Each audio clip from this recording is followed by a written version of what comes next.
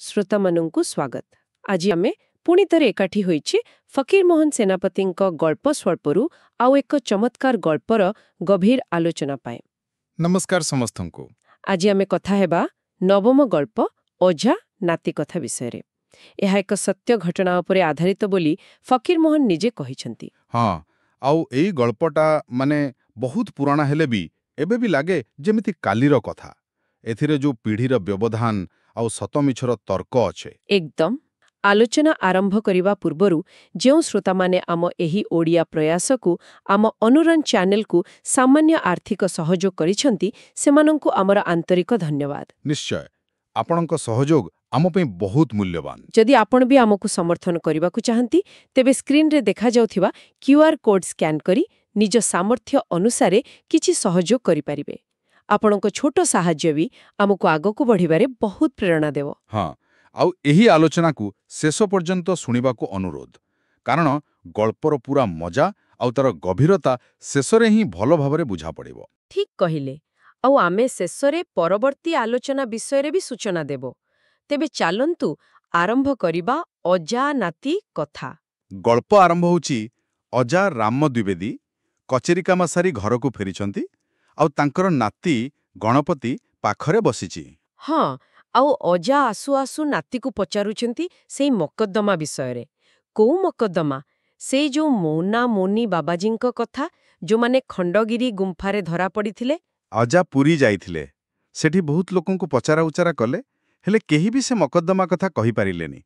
सेथिपाई से भारी आश्चर्य। एइथि नाती गणपति हसी हसी कहुछि एई कथा नाई नाई अजा सेटा मकद्दमा फकद्दमा किछि नुहे। हाँ, से कहूछि सेटा गोटे गप साहित्य बोले गोटे मासिक पत्रिका बाहरे से गपटा बाहरी थिला। ना थिला मौना मौनी।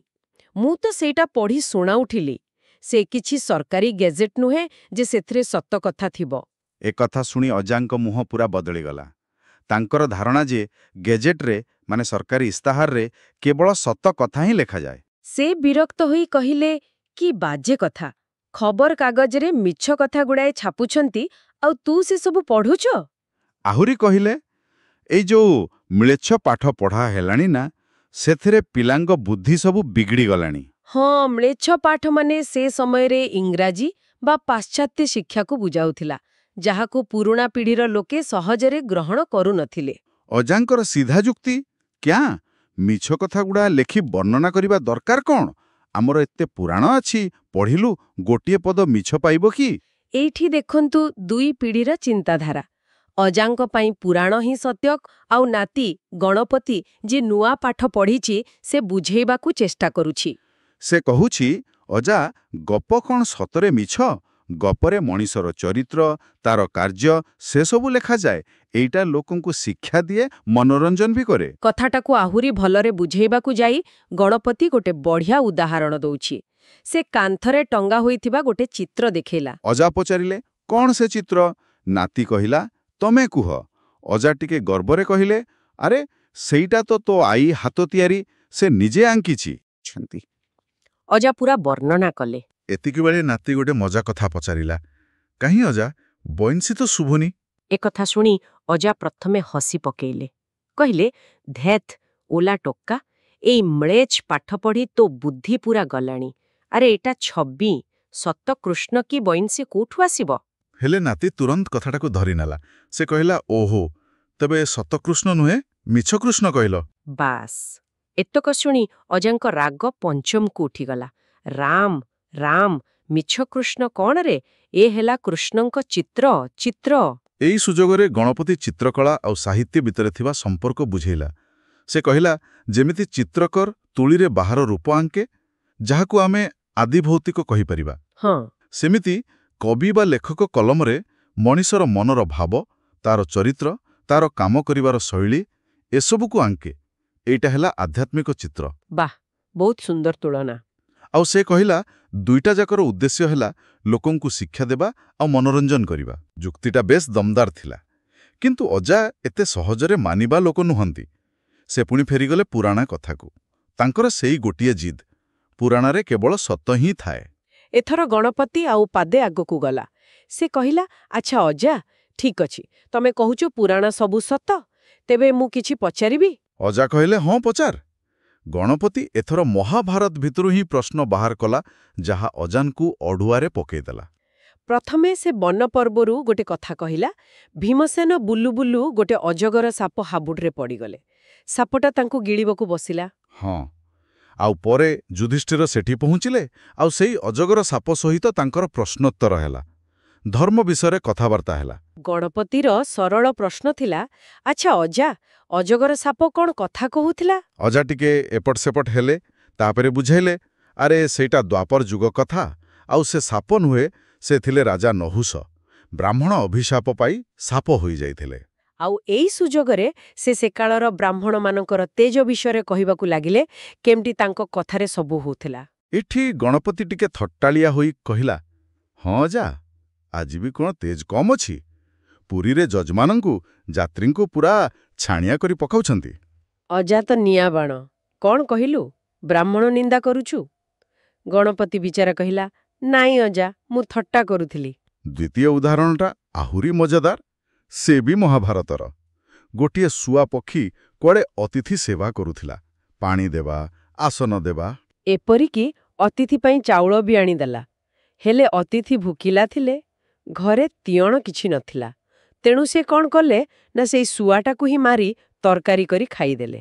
ଏ କାହାଣୀ ଶୁଣେଇ ସାରି ଗଣପତି ପଚାରିଲା, ଆଚ୍ଛା ଅଜା, ଶୁଆ ଯେ ଚାଉଳ ଆଣିଦେଲା, ତା ଘରେ ସେ ଚାଉଳ କିଏ କୁଟିଥିଲା? ଶୁଆଣି କୁଟିଥିଲା ପରା? ଏ ପ୍ରଶ୍ନରେ ଅଜା ପୁରା ଚୁପ୍। କ'ଣ ଉତ୍ତର ଦେବେ? ସେ ବାରମ୍ବାର ନାଶ ଶୁଙ୍ଘିବାକୁ ଲାଗିଲେ। ହଁ, ନାଶ ଶୁଙ୍ଘିବା ମାନେ ଟିକେ ଚିନ୍ତାରେ ପଡ଼ିଗଲେ ବା ଅଡୁଆ ଅନୁଭବ କଲେ। ସେ କହିଲେ, ଦେଖ, ମୁଁ ଏହାର ଟୀକା ପଢ଼ିନି। ଟୀକା ମାନେ ବ୍ୟାଖ୍ୟା ବା ଭାଷ୍ୟ। ସେ କହିଲେ, ଆମ ଗାଁର ପଣ୍ଡିତ ରାମ ମିଶ୍ର ଅଛନ୍ତି ନା, ସେ ବଡ଼ ପଣ୍ଡିତ। ତାଙ୍କୁ ପଚାରିବି, ସେ ଯାହା କହିବେ ତତେ କହିବି। ହେଲେ ଗଣପତି ଛାଡ଼ିବା ପିଲା ନୁହେଁ। ସେ ତୃତୀୟ ଉଦାହରଣ ଆଣିଲା ଭାଗବତରୁ ପୂତନାବଧ କଥା। ହଁ, କଂସ ପଠେଇଥିଲା ପୂତନା ରାକ୍ଷସୀକୁ ଶ୍ରୀକୃଷ୍ଣଙ୍କୁ ମାରିବା ପାଇଁ। ସେ ସୁନ୍ଦର ନାରୀ ବେଶରେ ଆସିଲା, ସ୍ତନରେ ବିଷ ଲଗେଇ।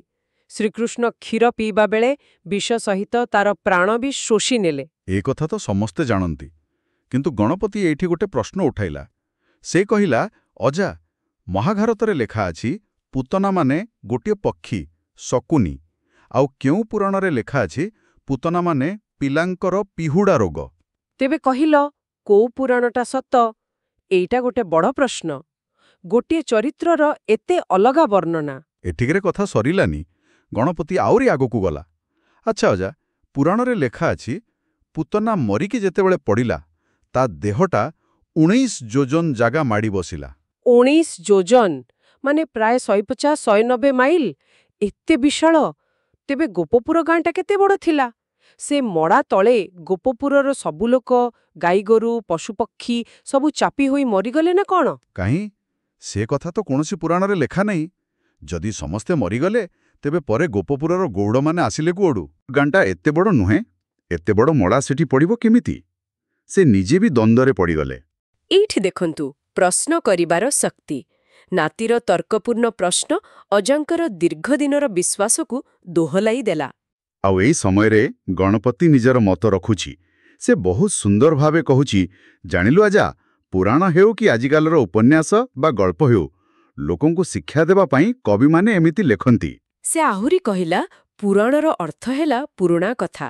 ଆଜି ଯୋଉ ଉପନ୍ୟାସ ଲେଖା ହେଉଛି, 1000 ବର୍ଷ ପରେ ଲୋକେ ତାକୁ ପଢ଼ିଲେ କେହି କେହି ତାକୁ ସତ ବୋଲି ଭାବିବା କିଛି ଆଶ୍ଚର୍ଯ୍ୟ କଥା ନୁହେଁ। କି ଚମତ୍କାର ବିଶ୍ଳେଷଣ! କିନ୍ତୁ ଏତେ ସବୁ ପରେ ବି ଅଜା ପୂରାପୂରି ମାନି ନେଉନାହାନ୍ତି। ହଁ, ତାଙ୍କର ସେଇ ଶେଷ କଥା, ନାହିଁରେ ଗଣି ମୋ ମନ ମାନୁନାହିଁ। ସେ କହୁଛନ୍ତି ପଣ୍ଡିତ ରାମ ମିଶ୍ରଙ୍କୁ ପଚାରି ସେ ପୁଣି ଥରେ ନାତି ସହ କଥା ହେବେ। ଏଇଠି ଗଳ୍ପ ସରୁଛି। ମୁଖ୍ୟ କଥା ହେଲା ସେହି ପୁରୁଣା ପିଢ଼ିର ବିଶ୍ୱାସ, ଯେଉଁଠି ପରମ୍ପରା ଓ ଧର୍ମଗ୍ରନ୍ଥ ଉପରେ ଅଖଣ୍ଡ ଆସ୍ଥା ଥିଲା। ଆଉ ଅନ୍ୟପଟେ ନୂଆ ପିଢ଼ିର ତର୍କଶୀଳତା, ଯିଏ ସବୁକିଛିକୁ ପ୍ରଶ୍ନ କରୁଛି, ବିଜ୍ଞାନ ଦୃଷ୍ଟିରେ ଦେଖୁଛି। ଅଜାଙ୍କ ପାଇଁ ଛପା ଅକ୍ଷର, ବିଶେଷ କରି ପୁରାଣ ଆଉ ଗ୍ୟାଜେଟ୍ ହିଁ ସତ। ହେଲେ ନାତି ପାଇଁ ସାହିତ୍ୟ, କଳା, ଏପରିକି ପୁରାଣ ବି ଲୋକଶିକ୍ଷା ଆଉ ମନୁଷ୍ୟ ଚରିତ୍ରକୁ ବୁଝିବାର ଗୋଟେ ମାଧ୍ୟମ। ସେ କେବଳ ଆକ୍ଷରିକ ସତ୍ୟତା ଉପରେ ଜୋର ଦେଉନି। ଏଥିରୁ ଆମେ କେତୋଟି ମୁଖ୍ୟ ଶିକ୍ଷା ପାଇପାରିବା। ପ୍ରଥମତଃ ପିଢ଼ି ଭିତରେ ଯେଉଁ ବ୍ୟବଧାନ ରହେ ଆଉ ଚିନ୍ତାଧାରାରେ ଯେଉଁ ପାର୍ଥକ୍ୟ ଆସେ ସେଟା ସବୁବେଳେ ଥାଏ। ଦ୍ୱିତୀୟତଃ ସାହିତ୍ୟ ବା କଳାର ଉଦ୍ଦେଶ୍ୟ କେବଳ କାହାଣୀ କହିବା ନୁହେଁ, ବରଂ ନୈତିକ ଶିକ୍ଷା ଦେବା, ସମାଜର ଚିତ୍ର ଦେଖାଇବା, ମଣିଷ ମନକୁ ବୁଝେଇବା। ତୃତୀୟ କଥା ହେଲା ପୁରାଣର କାହାଣୀଗୁଡ଼ିକୁ ଅକ୍ଷର ଅକ୍ଷର ସତ ନ ଭାବି ତା ଭିତରେ ଥିବା ସାଙ୍କେତିକ ବା ରୂପକ ଅର୍ଥକୁ ବୁଝିବାକୁ ଚେଷ୍ଟା କରିବା ଦରକାର। ଆଉ ସବୁଠୁ ବଡ଼ କଥା, ଜ୍ଞାନ ପାଇବାକୁ ହେଲେ ପ୍ରଶ୍ନ ପଚାରିବା ଦରକାର, ସମାଲୋଚନା କରିବା ଦରକାର। ଗଣପତି ଯେମିତି ପ୍ରଶ୍ନ ପଚାରିଲା, ସେଥିପାଇଁ ତ ଅଜା ବି ଟିକେ ଚିନ୍ତା କଲେ। ଏ ଗଳ୍ପ ଆଜିର ସମୟରେ ବି ବହୁତ ପ୍ରାସଙ୍ଗିକ। ଆଜିକାଲି ଯେମିତି ଫେକ୍ ନ୍ୟୁଜ୍ ବା ମିଛ ଖବର ଚାରିଆଡ଼େ ବ୍ୟାପୁଛି। ହଁ, ଠିକ୍ ସେମିତି। ଅଜା ଯେମିତି ଛପା କାଗଜକୁ ସତ ଭାବୁଥିଲେ, ଆଜି ଆମେ ଇଣ୍ଟରନେଟ୍ରେ ଯାହା ଦେଖୁଛେ, ହ୍ୱାଟ୍ସଆପ୍ରେ ଯାହା ଆସୁଛି, ସେସବୁକୁ ଅନେକ ସମୟରେ ବିନା ଯାଞ୍ଚରେ ସତ ବୋଲି ମାନି ନେଉଛେ। ତେଣୁ କୌଣସି କଥାକୁ ଗ୍ରହଣ କରିବା ପୂର୍ବରୁ ନିଜ ବୁଦ୍ଧି ଖଟାଇବା, ଟିକେ ଭାବିବା, ପ୍ରଶ୍ନ କରିବା ନିହାତି ଜରୁରୀ। ଆଉ ଗୋଟେ କଥା ହେଲା, ପୁରୁଣା ପିଢ଼ି ଆଉ ନୂଆ ପିଢ଼ି ଭିତରେ କଥାବାର୍ତ୍ତା, ମାନେ ସୁସ୍ଥ ଆଲୋଚନା ହେବା ଦରକାର। ଅଜା ଆଉ ନାତି ଯେମିତି ତର୍କ କରୁଥିଲେ, ସେଥିରେ କ୍ରୋଧ ଥିଲା, କିନ୍ତୁ କଥାବାର୍ତ୍ତା ବନ୍ଦ ହୋଇନଥିଲା। ପରସ୍ପରର ଦୃଷ୍ଟିକୋଣକୁ ବୁଝିବାକୁ ଚେଷ୍ଟା କରିବା, ସମ୍ମାନ ଦେବା ଦରକାର। ଧର୍ମ ହେଉ କି ପରମ୍ପରା, ତାର ବ୍ୟାଖ୍ୟା ସମୟ ସହିତ ବଦଳିପାରେ, ଆଉ ସେଇ ବିଷୟରେ ଆଲୋଚନା ହେବା ଉଚିତ। ସତରେ, ଫକୀରମୋହନଙ୍କ ଲେଖା କେତେ ଶକ୍ତିଶାଳୀ। ଗୋଟେ ସାଧାରଣ ଘରୋଇ କଥାବାର୍ତ୍ତା ଭିତରେ ଏତେ ବଡ଼ ଦାର୍ଶନିକ କଥା ସେ କହିଯାଇଛନ୍ତି। ଆଶା କରୁଛୁ ଆମର ଏହି ଆଲୋଚନା ଶ୍ରୋତାମାନଙ୍କୁ ଭଲ ଲାଗିଥିବ ଆଉ ଅଜା ନାତି କଥା ଗଳ୍ପଟିକୁ ଏକ ନୂଆ ଦୃଷ୍ଟିରେ ଦେଖିବାରେ ସାହାଯ୍ୟ କରିଥିବ। ଆଗକୁ ଆମେ ଆଉ କେଉଁ ଓଡ଼ିଆ ଗଳ୍ପ ବା କେଉଁ ବିଷୟ ଉପରେ ଆଲୋଚନା କରିବା, ସେ ବିଷୟରେ ଆପଣଙ୍କ ମତାମତ ଜାଣିବାକୁ ଚାହିଁବୁ। କମେଣ୍ଟ ବକ୍ସରେ ନିଶ୍ଚୟ ଲେଖି ଜଣାନ୍ତୁ। ଆଉ ଆମର ଏହି ଚ୍ୟାନେଲ ଅନୁରଣକୁ ଆଗକୁ ନେବା ପାଇଁ ଆପଣଙ୍କ ସମର୍ଥନ ଦରକାର। ଦୟାକରି ଚ୍ୟାନେଲକୁ ଲାଇକ୍ କରନ୍ତୁ, ସେୟାର କରନ୍ତୁ ଆଉ ସବସ୍କ୍ରାଇବ୍ କରିବାକୁ ଭୁଲନ୍ତୁ ନାହିଁ। ଯେତେ ଅଧିକ ସେୟାର କରିବେ, ଆମେ ସେତେ ଅଧିକ ଲୋକଙ୍କ ପାଖରେ ପହଞ୍ଚି ପାରିବୁ। ଆମ ଓଡ଼ିଆ ଭାଷା ସାହିତ୍ୟର ଏହି ଆଲୋଚନାକୁ ଆଗକୁ ବଢ଼ାଇବାରେ ସାହାଯ୍ୟ କରନ୍ତୁ। ଆଉ ନୂଆ ଆଲୋଚନାର ସୂଚନା ପାଇବା ପାଇଁ ସେଇ ଯୋଉ ବେଲ୍ ଆଇକନ୍ ଅଛି, ତାକୁ ନିଶ୍ଚୟ ଦବାଇ ଦିଅନ୍ତୁ। ପୁଣି ଥରେ ମନେ ପକାଇ ଦେଉଛୁ, ଆର୍ଥିକ ସହଯୋଗ ପାଇଁ କ୍ୟୁଆର୍ କୋଡ୍ ସ୍କ୍ରିନ୍ରେ ଉପଲବ୍ଧ ଅଛି। ଆଜିର ଆଲୋଚନା ଶେଷ କରିବା ଆଗରୁ ଆମ ବିଶେଷଜ୍ଞ ଗୋଟିଏ ଚିନ୍ତା ଛାଡ଼ି ଯାଇଥିଲେ। ହଁ, ସେଟା ହେଲା ଗଣପତି ତା ସମୟରେ ପୁରାଣକୁ ଯେମିତି ଏକ ନୂଆ ଦୃଷ୍ଟିରେ ଦେଖିଲା। ଭାବନ୍ତୁ ତ, ଆଜିଠୁ 100 ବର୍ଷ ପରେ ଆମ ପରପିଢ଼ି, ସେମାନେ ଆମର ଆଜିର କାହାଣୀ, cinema, internet meme, social media post ଏସବୁକୁ କେମିତି ଦେଖିବେ? ସେମାନେ ଏଥିରୁ କ'ଣ ଅର୍ଥ ବାହାର କରିବେ? ଏହାକୁ ସତ ଭାବିବେ ନା ଆମ ଭଳି କେହି ସେମାନଙ୍କ ଭିତର ପ୍ରଶ୍ନ କରିବେ? ବାସ୍ତବିକ ଏକ ଗଭୀର ପ୍ରଶ୍ନ। ଏହାକୁ ଭାବିବା ପାଇଁ ଛାଡ଼ିଦେଇ ଆଜି ପାଇଁ ଏତିକିରେ ରହୁଛୁ।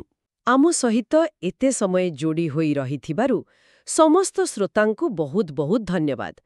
ପୁଣି ଦେଖାହେବ ଆଉ ଏକ ଆଲୋଚନାରେ। ନମସ୍କାର। ନମସ୍କାର।